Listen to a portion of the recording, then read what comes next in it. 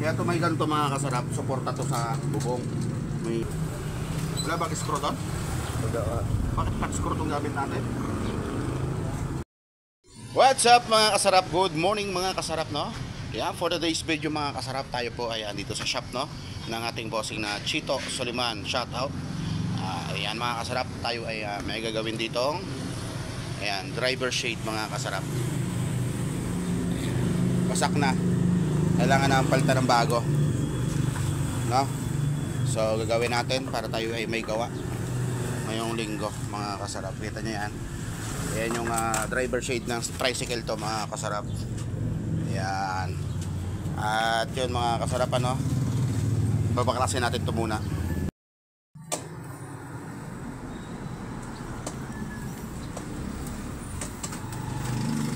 So babaklasin na natin to muna mga kasarap. Ating gagawing upholstery, no?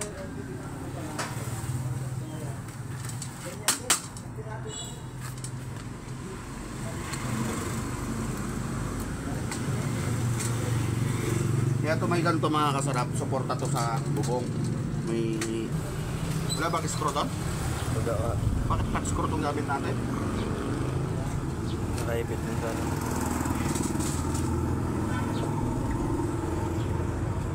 Good morning mga kasarap. Ganito yung itsura ng driver shade dito sa amin, no? Sa ibang lugar malapad lang siya, no? Malapad lang. Dito sa amin medyo may pambok itsura ng driver shade. Ano to? Screw pre? Ano screw dyan? Shout out po sa inyo lahat. Good morning mga kasarap.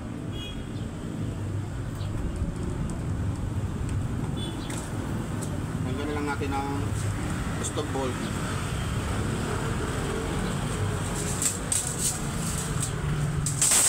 Pagkatapos sirahin natin.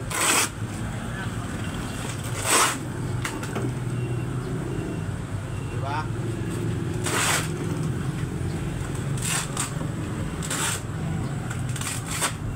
Yan lang. Diba? Yan ang foam, oh. May foam. Mga kasarap.